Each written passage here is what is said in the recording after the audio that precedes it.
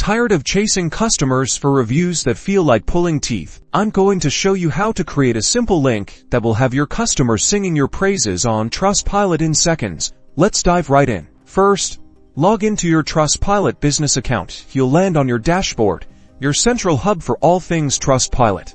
Next, look for the Get Reviews tab, usually located in a top navigation bar. Click on it.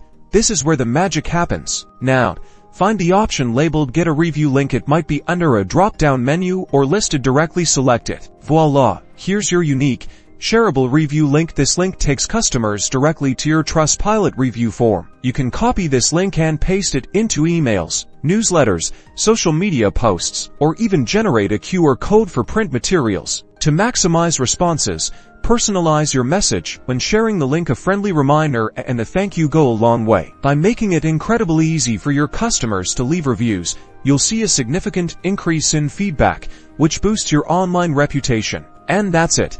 You've successfully created and shared a direct Trustpilot review link. Now go at those 5-star reviews.